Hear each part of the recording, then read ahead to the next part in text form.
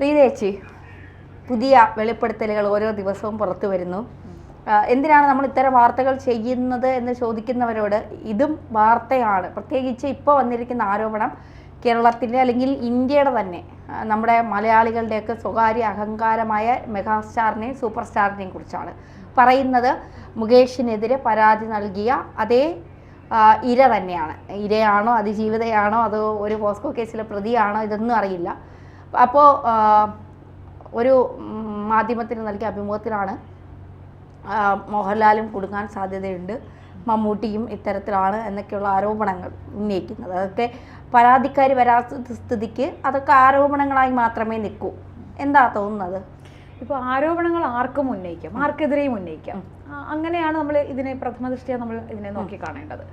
ശേഷം കഴിഞ്ഞ ദിവസം നമ്മൾ ഇതേ നടിയുടെ ചില വാദങ്ങൾ ചർച്ച ചെയ്തിരുന്നു. അതിൽ മറ്റൊരു സംവിധായകനെതിരെയായിരുന്നു ഇവർ കടുത്ത രീതിയിലുള്ള ലൈംഗിക പരമായിട്ടുള്ള ടോർച്ചറിനെ കുറിച്ചുള്ള ആരോപണങ്ങൾ നടത്തിയത്. അതിൽ നമ്മൾ ശ്രദ്ധിക്കേണ്ട ഒരു കാര്യം, ഇവർക്ക് അനുഭവപ്പെട്ടതിന് പുറമെ മറ്റു ചില സ്ത്രീകളെ കുറിച്ചുകൂടെ പരാമർശിച്ചിരുന്നു. അതുകൊണ്ട് തന്നെ ഇവർ മാത്രം അതിൽ വ്യക്തമായി പറഞ്ഞാൽ പോരാ, മറ്റ് സ്ത്രീകളും കൂടെ അതിൽ അവരുടെ അഭിപ്രായം കൂടി അറിഞ്ഞാൽ മാത്രമേ അത് യാഥാർത്ഥ്യമാണോ അല്ലയോ എന്ന് നമുക്കറിയാൻ സാധിക്കുകയുള്ളൂ. ഇപ്പോൾ ധന്യ ഇപ്പോൾ സൂചിപ്പിച്ച പോലെ പ്രമുഖ നടന്മാരെ കുറിച്ചും ഇപ്പോൾ അവർ ആരോപണം ഉന്നയിച്ച സ്ഥിതിക്ക് അതും ഒരിക്കലും അവർ നേരിട്ടതായിട്ടല്ലല്ലോ അവർ പറഞ്ഞിട്ടുള്ളത്. മറ്റു ചില സ്ത്രീകൾ നേരിട്ട അനുഭവമായിട്ടാണ് ഇവർ പറയുന്നത്. ഒരാഴ്ച റൂമിൽ കെട്ടിയിട്ട് ഒരു പെൺകുട്ടിയെ പീഡിപ്പിച്ചു. ആ പീഡനം പിന്നെ ആ നടൻ മോഹൻലാൽ ആണ് എന്ന് പറയുന്നത് ശരിയാണോ എന്നാണ് അവതാരകൻ ചോദിക്കുന്നത്. അപ്പോൾ ആയിരിക്കാം, ഉറപ്പിച്ച് പറയുന്നില്ല, ഇതിന് വ്യക്തമായ തെളിവുകളോ മറ്റും ലഭിക്കാതിരിക്കുന്നിടത്തോളം കാലം നമുക്കിതിനെ പ്രമുഖരായവരെ കുറിച്ച് ആരോപണങ്ങൾ ഉന്നയിച്ച് അവർ ആനന്ദം കൊള്ളുകയാണോ എന്ന് വേണമെങ്കിൽ നമ്മൾ സംശയിക്കേണ്ടിയിരിക്കുന്നു. പിന്നെ മറ്റൊരു കാര്യം, ഈ പറഞ്ഞതിനെല്ലാം ഇപ്പോൾ ഒരു അന്വേഷണ പരിധിയിൽ വരുമ്പോൾ അന്വേഷണം നടക്കട്ടെ. ഈ പറഞ്ഞതെല്ലാം സത്യം, ഈ പറഞ്ഞു കേട്ടത് വെച്ചാണോ ഇവർ പറയുന്നത്? കേട്ടത് വെച്ച് പലരും പല കഥകൾ, അതായത് നിറം വെച്ച കഥകൾ, പലരും ഈ മേഖലയിലുള്ളവർ പലരും നിറം വെച്ച കഥകൾ പറഞ്ഞു പരത്തുന്നതിന് മിടുക്കരാണ്. അപ്പോൾ അതുപോലെ നിറം വെച്ച കഥകളാണോ ഇതൊക്കെ? ഇപ്പോൾ എന്തായാലും നനഞ്ഞു കുളിച്ചു കയറാമെന്ന രീതിയിൽ ഒരാൾക്കെതിരെ അമ്പ് ചെയ്തു, അത് ഫെയിലായി, അപ്പോൾ ഇനി തുടരെ കുറേ അമ്പ് ചെയ്ത് ഏതെങ്കിലും ഒന്ന് കൊണ്ടാലോ എന്ന് വിചാരിച്ചിട്ട് പറയുന്നതാണോ എന്ന കാര്യത്തിൽ നമ്മൾ സംശയിക്കേണ്ടിയിരിക്കുന്നു. ഒരു ഇര നേരിട്ട് അവർ അനുഭവിച്ച ഒരു അനുഭവത്തെക്കുറിച്ച് പറയുമ്പോൾ, ദുരനുഭവത്തെക്കുറിച്ച് പറയുമ്പോൾ നമ്മൾ അവരുടെ വാക്കുകളെ വിശ്വസിക്കണം. അത് എത്രത്തോളം വിശ്വസനീയമാണ് എന്നത് പരിശോധിച്ച ശേഷമാണ് അത് വിശ്വസിക്കണോ വേണ്ടി നമ്മൾ തീരുമാനിക്കേണ്ടത്. പക്ഷെ ഇതിപ്പോൾ മറ്റ് സ്ത്രീകളുടെ പേരിൽ ആരോപിച്ചുകൊണ്ടാണ് ഇവർ അങ്ങനെ നടന്നിട്ടുണ്ട്, ഇങ്ങനെ നടന്നിട്ടുണ്ട്, ആശുപത്രിയിൽ കഴിഞ്ഞിട്ടുണ്ട് എന്നൊക്കെ പറയുമ്പോൾ ശരിക്കും അതിന് ഇരയായവർ അവരുടെ ഭാഗം വ്യക്തമാക്കിയാൽ മാത്രമേ ഇതെല്ലാം നമുക്ക് വിശ്വാസയോഗ്യമായി എടുക്കാൻ കഴിയൂ.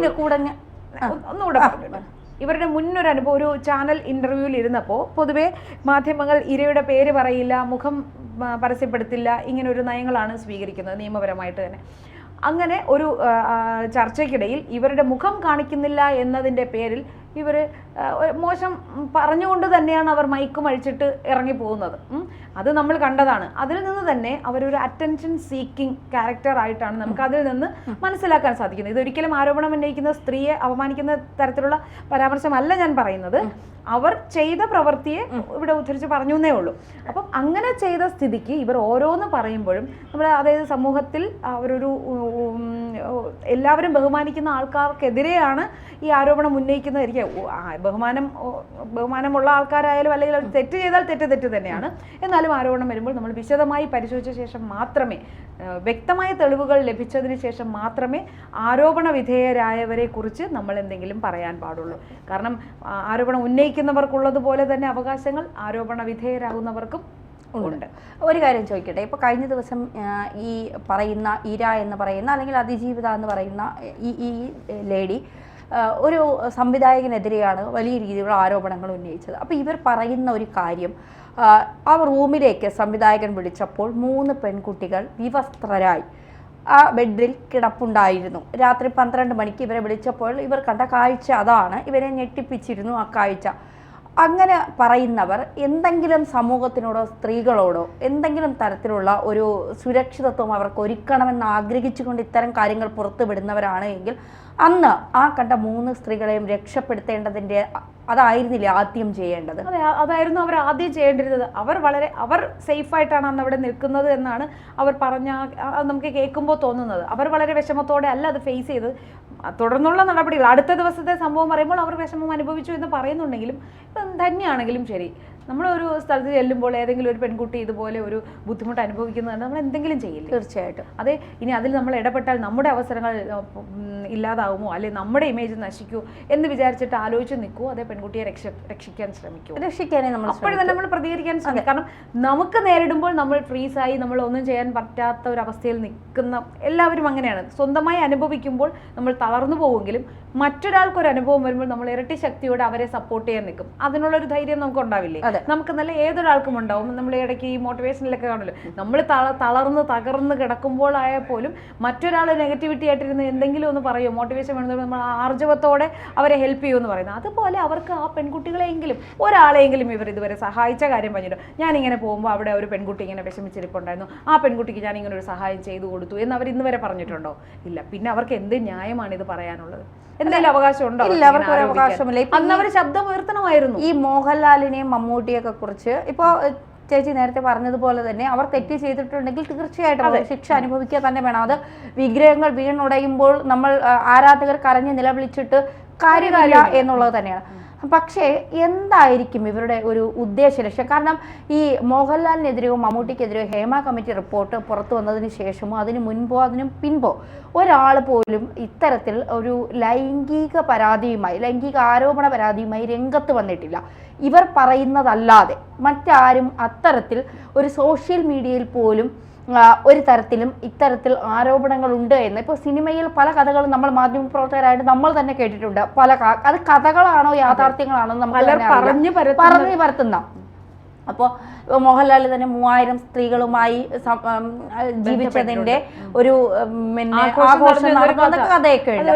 ഒരു അഭിമുഖത്തിൽ അവതാരകൻ ചോദിക്കുന്നുണ്ട്. അത് വളരെ രസകരമായി മോഹൻലാൽ അതിന് മറുപടി പറഞ്ഞു, ചിലപ്പോൾ അതിൽ കൂടുതൽ ഉണ്ടായേക്കാം എന്ന് പറയുന്നു. അത് വളരെ രസകരമായി ആ സന്ദർഭം ഹാൻഡിൽ ചെയ്ത് വിട്ടു. പക്ഷേ ഇവരെന്ത് ഉദ്ദേശത്തിലാണ് ഇപ്പോൾ ഈ ഓരോ ദിവസവും അന്ന് ആദ്യം സംവിധായകന്റെ പേര് പറയുന്നു, അത് കഴിഞ്ഞതിന് ശേഷം 2 സൂപ്പർ താരങ്ങളുടെ പേര് പറയുന്നു, പിന്നീട് മറ്റൊരു സംവിധായകൻ മണിയമ്പിള്ള രാജുവിന്റെ പേര് പറയുന്നു, പിന്നീട് മറ്റൊരു സംവിധായകൻ്റെ, അത് ക്ലിയർ അല്ലാത്തതുകൊണ്ടാണ് ഞാൻ ആ സംവിധായകൻ്റെ പേര് പറയാത്തത്. അപ്പോൾ ഇത്തരത്തിൽ ഓരോ ദിവസവും വന്ന് ഓരോ ആളുകളുടെ പേരുകളാണ് പറയുന്നത്. അപ്പോഴും ഇവർ ഈ 14 വയസ്സിൽ ഒരു പെൺകുട്ടിയെ മറ്റുള്ളവർക്ക് ഉപയോഗിക്കാനായി കൊണ്ടുപോയി എന്ന് ഒരു പെൺകുട്ടി തന്നെ രംഗത്തെത്തി പറയുകയും ചെയ്തിരുന്നു. ആ ഒരു കാര്യത്തിൽ ഇവർ നിലപാട് വ്യക്തമാക്കുന്നുമില്ല. എന്നാൽ മറ്റു സ്ത്രീകളെ രക്ഷിച്ചതായും ഇവർ പറയുന്നില്ല. പക്ഷേ ഇത്തരത്തിലുള്ള സംഭവങ്ങൾ ഉണ്ടായിട്ടുണ്ട്. ഇപ്പോൾ ഏതോ ഒരു സിനിമയ്ക്ക് വേണ്ടി മണിയമ്പിള്ള രാജു ടിക്കറ്റ് എടുത്ത് കൊടുത്തിട്ട് മോഹൻലാലിൻ്റെ റൂമിൻ്റെ തൊട്ട് ഓപ്പോസിറ്റ് റൂമാണ് എന്ന് പറഞ്ഞു. ഇവർ ഇവർ വന്നില്ല, ചെന്നൈയിൽ നിന്ന് ആ സിനിമയിൽ അഭിനയിക്കാൻ ഇവർ വന്നില്ല എന്നാണ് പറയുന്നത്. അതായത് തൊട്ടടുത്ത റൂമാണ് നിങ്ങളുടെ എന്ന് അദ്ദേഹം പറഞ്ഞത് കൊണ്ട് ഇവർ ആ സിനിമയിലേക്ക് അഭിനയിക്കാൻ വന്നില്ല എന്നാണ് പറഞ്ഞത്. ഒരു മാധ്യമ പ്രവർത്തകയൊന്നുമല്ല, ഒരു സാധാരണ ഒരു കേൾവിക്കാരി എന്ന നിലയിൽ, ഒരു സ്ത്രീ എന്ന നിലയിൽ ഞാൻ ചോദിച്ചത് സ്ത്രീ വിരുദ്ധ പരാമർശമാണോ എന്ന് എനിക്കറിയില്ല, ഒരു നോർമലി ചോദിക്കുകയാണ്. മുകേഷിനെതിരെ ഇവർ തന്നെയല്ലേ ആരോപണം ഉന്നയിച്ചത്? അതെ. ഈ മുകേഷിന്റെ കാറിലല്ലേ ഇവര് പോയത്? അതെ. പീഡിപ്പിച്ചു എന്ന് പറയുന്ന സംഭവത്തിന് ശേഷം മുകേഷിന്റെ കാറിലാണ് ഇവരെ തിരിച്ചു കൊണ്ടാക്കുന്നത് ഇവരുടെ താമസ സ്ഥലത്ത്, അല്ലേ? അതെ. അത് കഴിഞ്ഞതിന് ശേഷം ഇവർ മെസ്സേജ് അയച്ചത് പൈസയ്ക്ക് വേണ്ടി മുകേഷിനോട് ചോദിച്ചിരുന്നു, നല്ലൊരു ബന്ധം സൂക്ഷിച്ചിരുന്നു, സ്മൈലികൾ അയക്കുമായിരുന്നു, ആശംസകൾ അറിയിക്കുമായിരുന്നു, നല്ലൊരു ബന്ധം സൂക്ഷിച്ചിരുന്നതല്ലേ. എന്നിട്ട് മകന് ഫീസ് കൊടുക്കാൻ 25,000 രൂപ ചോദിച്ചിട്ട് തന്നില്ല എന്ന് പരാതി പറഞ്ഞവരാണ്. അങ്ങനെ പൈസ ചോദിച്ചുവെങ്കിൽ അവർ പീഡന പരാതി ഉന്നയിക്കരുതായിരുന്നു. അഥവാ അത് പീഡന പരാതി ഇവർക്ക് മാനസികമായി ബുദ്ധിമുട്ടുണ്ടായിട്ടുണ്ടായിരുന്നു എങ്കിൽ അയാളോട് മറ്റൊരു സഹായത്തിന് അവർ അഭ്യർത്ഥിക്കരുതായിരുന്നു. അങ്ങനെ അവസരം മുതലാക്കിയ ഒരു സ്ത്രീ മോഹൻലാലിന്റെ തൊട്ടടുത്ത റൂമിൽ ഇവർക്ക് റൂം ബുക്ക് ചെയ്തിട്ടുണ്ട് എന്ന് പറയുമ്പോൾ അവസരങ്ങളും പ്രയോജനപ്പെടുത്തലുകളും ലക്ഷ്യം വെച്ച ഒരാൾ അത് വേണ്ടെന്ന് വെക്കും എന്ന് ഒരു സാധാരണ ചിന്താഗതിയിൽ നമുക്കൊന്ന് ചിന്തിച്ചാൽ എന്ത് തോന്നും? തീർച്ചയായിട്ടും നമുക്കത് അവർ വേണ്ടെന്ന് വെക്കുമോ? മോഹൻലാലിനെ പോലെ സിനിമയിലെ ടോപ്പായ ഒരാൾ, മലയാള സിനിമയിലെ ഏറ്റവും ടോപ്പായ ഒരാളിനെ സംസാരിക്കാനെങ്കിലും കിട്ടിയ അവസരം പാഴാക്കില്ല. അപ്പോൾ തൊട്ടടുത്ത റൂം എന്ന് പറയുമ്പോൾ അവർ സ്വാഭാവികമായി എന്തായിരിക്കും ചിന്തിക്കേണ്ടത്? സ്വാഭാവികമായും അവർ ഞാൻ ജനറലി ഒരു സാധാരണ ആളിനെ പോലെ ചോദിക്കുന്നതാണ്. ആരോപണങ്ങൾ ഉന്നയിക്കുമ്പോൾ നമ്മൾ അതിന്റെ എല്ലാ വശവും ചിന്തിക്കണം. അവരുടെ ഇതുവരെ ഉള്ള ഒരു രീതി വെച്ചിട്ട് അവരെ ഞാൻ വ്യക്തിഹത്യ ചെയ്യുന്നതല്ല. സ്വാഭാവികമായി ഇതുവരെ നമ്മൾ അവരിൽ നിന്ന് അറിഞ്ഞ കാര്യങ്ങൾ വെച്ചിട്ടാണ് ഈ വിലയിരുത്തുന്നത്. തനിക്ക് എന്ത് തോന്നുന്നു? അവരത് വേണ്ടെന്ന് വെക്കില്ല, ഒരിക്കലും ഇല്ല. ചിലപ്പോൾ വേണ്ട കൂടുതൽ പറഞ്ഞാൽ അത് ചിലപ്പം സ്ത്രീ വിരുദ്ധ പരാമർശമായി വ്യാഖ്യാനിക്കപ്പെടും. അതുകൊണ്ട് ഞാൻ കൂടുതൽ പറയുന്നില്ല. അവർ ഓടി പിടിച്ചു വന്നനെ, ചിലപ്പോൾ ഫ്ലൈറ്റ് ടിക്കറ്റ് പോലും ആവശ്യപ്പെടാതെ അവർ അടുത്ത ട്രെയിൻ ബുക്ക് ചെയ്ത് അവർ കയറി വന്നേ. അവരെ നമ്മൾ അധിക്ഷേപിക്കുന്നതല്ല, പക്ഷേ അവർക്ക് ഇഷ്ടമുള്ളവരുടെ കൂടെ ഏത് രീതിയിൽ വേണോ അവർക്ക് പെരുമാറാം. പക്ഷേ അതിനെ പിന്നൊരവസരത്തിൽ ഈ രീതിയിൽ വ്യാഖ്യാനിച്ച് ആരോപണങ്ങളായി ഉന്നയിക്കരുത്. അത്രേ ഉള്ളൂ. തീർച്ചയായിട്ടും. ഇപ്പോൾ ഇനി അടുത്ത ആർക്കാണ് നറുക്ക് വീഴുന്നത് എന്നുള്ളത് ഹൈറാർക്കി വെച്ച് നോക്കുമ്പോൾ ഇപ്പൊ മമ്മൂട്ടിക്കും മോഹൻലാലിനും നേരെ വന്നു കഴിഞ്ഞു. ഇനി അത് വരുമ്പോ അതിന്റെ താഴേക്കല്ലേ ഉണ്ടാവും. പിന്നെ ആരും പേടിക്കണ്ടെന്ന് വിചാരിക്കാം. അതെ, അടുത്തിനി ആർക്ക് എന്ന് തോന്നി പേടിക്കേണ്ട കാര്യമില്ലെന്ന് തോന്നുന്നു. അപ്പം ലിസ്റ്റിൽ ഇവർ വന്ന സ്ഥിതിക്ക് ഇനി ആർക്ക് വേണോ ആവാം എന്നുള്ള ചിന്തയിലായിട്ടുണ്ട്. പക്ഷേ അവരാരും ഇതുവരെ ഇതിന് സോഷ്യൽ മീഡിയയിൽ പോലും ഒന്നും പ്രതികരിച്ചിട്ടില്ല. അതുകൊണ്ട് ഈ ഒരു തവണ പറഞ്ഞു വീണ്ടും വീണ്ടും പറഞ്ഞുകൊണ്ടേ ഇരിക്കുന്നു. അപ്പൊ ആൾക്കാർ പറഞ്ഞു തീർത്തട്ടെ എന്നിട്ട് നമുക്ക് എന്തെങ്കിലും പറയാം എന്നൊരു രീതി. നമ്മൾ ഈ ചുമ്മാ പറഞ്ഞുകൊണ്ടിരുന്നാൽ ആരും അതിനൊരു വില കൊടുക്കില്ല. അത്രയല്ലേ ഇതിനെ തീർച്ചയായിട്ടും അതിനർഹിക്കുന്ന ഒരു പ്രാധാന്യം കൊടുക്കാതെ നമ്മൾ അതിൽ കൂടുതൽ ചർച്ച ചെയ്യേണ്ടതില്ല എന്നതാണ് എൻ്റെ ഒരു വ്യക്തിപരമായ അഭിപ്രായം. കാരണം അതിലെന്തെങ്കിലും അന്വേഷണങ്ങൾക്ക് വരട്ടെ, അല്ലെങ്കിൽ മറ്റേതെങ്കിലും സ്ത്രീകൾ ഇവരോടൊപ്പം ഐക്യദാർഢ്യം പ്രകടിപ്പിച്ച് ഞങ്ങൾക്ക് ഇങ്ങനെ സംഭവിച്ചു, ഇവരതിന് സാക്ഷിയായിരുന്നു, നമുക്ക് സപ്പോർട്ട് ഇല്ലാത്തത് കൊണ്ടാണ് ഞങ്ങൾ ഇതുവരെ മിണ്ടാതിരുന്നത് എന്ന് പറഞ്ഞ് മറ്റാരെങ്കിലും ഇവരുടെ ആരോപണങ്ങൾ ശരിയാണ്, ഞങ്ങൾ അനുഭവിച്ചിട്ടുണ്ട് എന്ന് പറഞ്ഞ് ഒരാളെങ്കിലും മുന്നോട്ട് വരാത്ത ഇടത്തോളം നമ്മൾ ഇതിനെ ചർച്ച ചെയ്യേണ്ടതില്ല എന്ന് തന്നെയാണ് എൻ്റെ ഒരു അഭിപ്രായം. തീർച്ചയായിട്ടും അങ്ങനെ തന്നെയാണ്.